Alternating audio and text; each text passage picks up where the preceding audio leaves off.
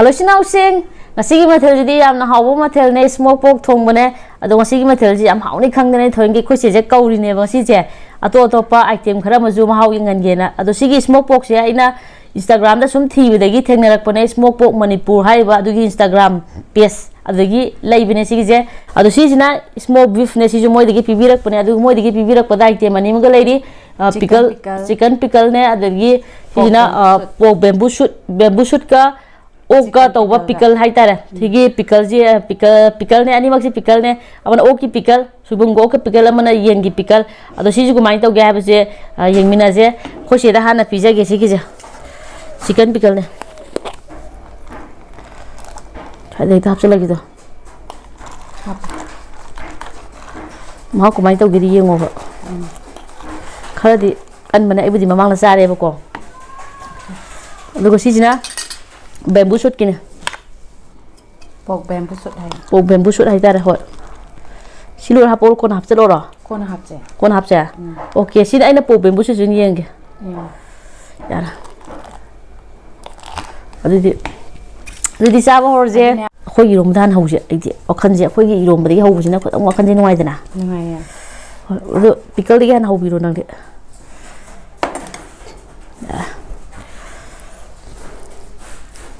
khang de hau dong yam male cái đó hao rồi nó nuai tabra nuai vào sau không quen đâu kìa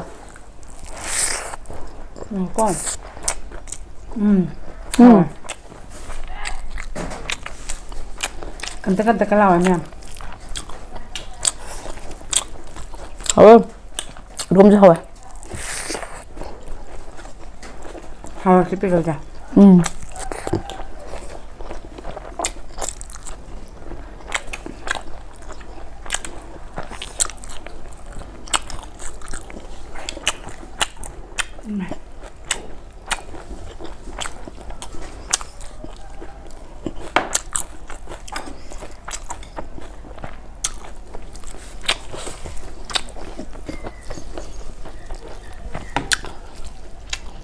cái ba mẹ 이게 오븐 부술 거지야. 지금 하밖에 이거 난 해뭐 해 이게 뭐지 하블롱. 좀 삼기고. 지나 볶아 뱀 부술 거. chicken gì bạn nó hỏi mẹ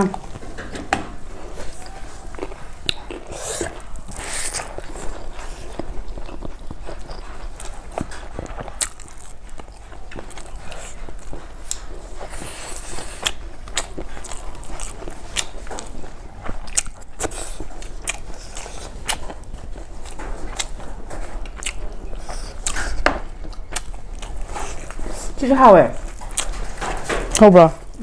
má mình làm gì ạ về một suất mam làm mà cái này hào ấy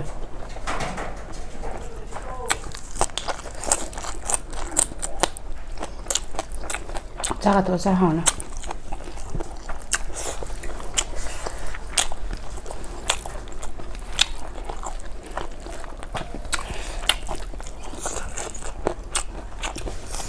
헐.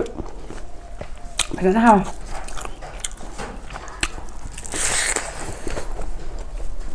mà làm sao là không nó em nghe nhỉ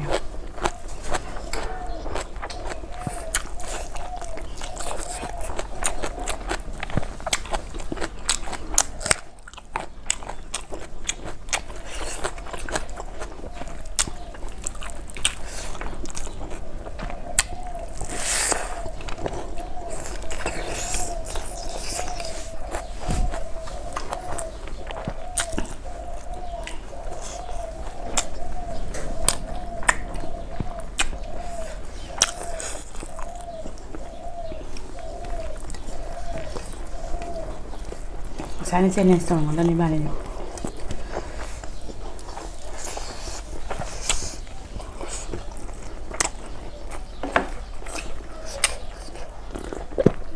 chưa hiệu smoke pork rồi chứ không hào à sao chứ hao trả anh này hai bữa sao hao này thôi mình làm một xí bên bữa sút chả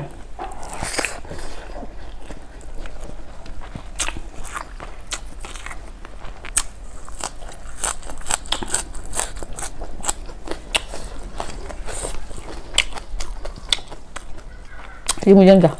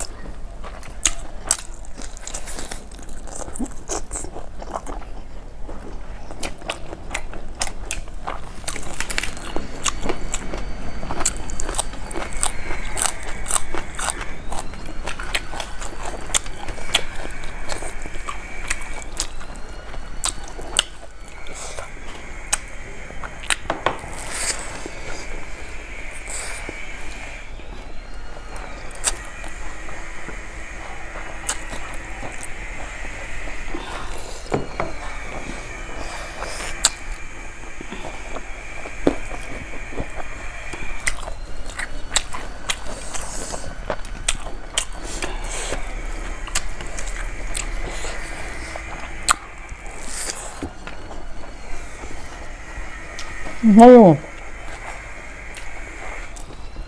어머니는 아우란 짜이가.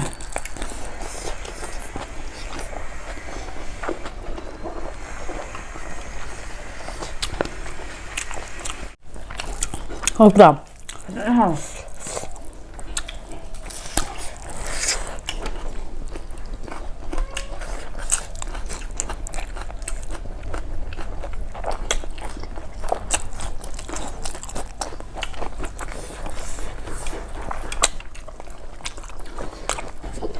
Anh nhàn hơn giờ là ghép, không dám.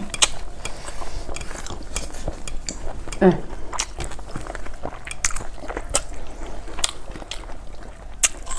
Cái thằng định rong mà không đôi này không đôi lên mẹ.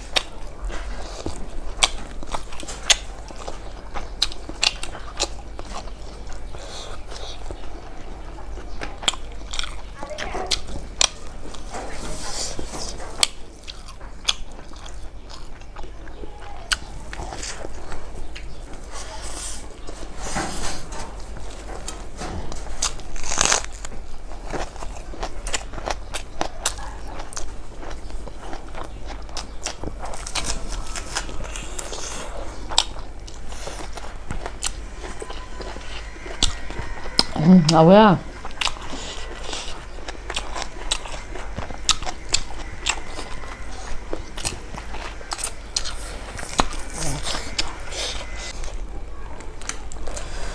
Dạ.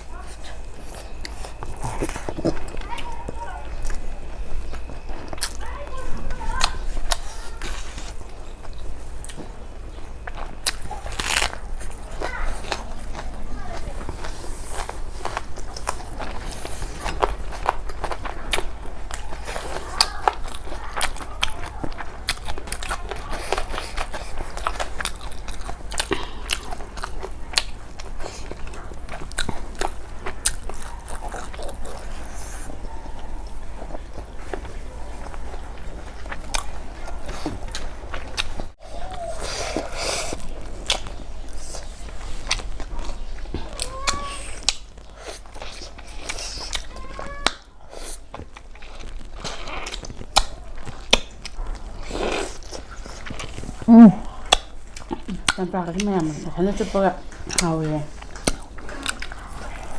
Nông canh của mình rất là không còn Cân nè.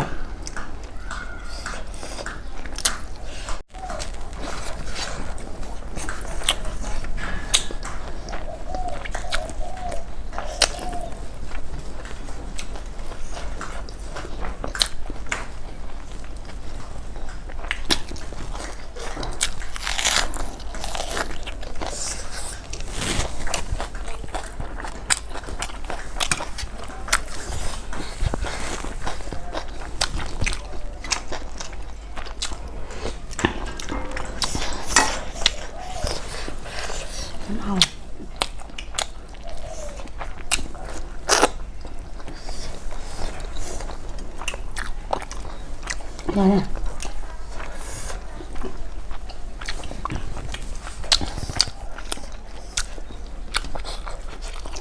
Cái chảo sang ngầm đó.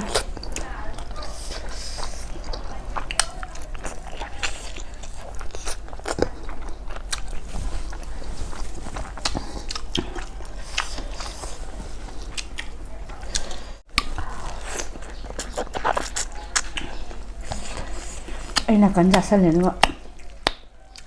Con nhỉ.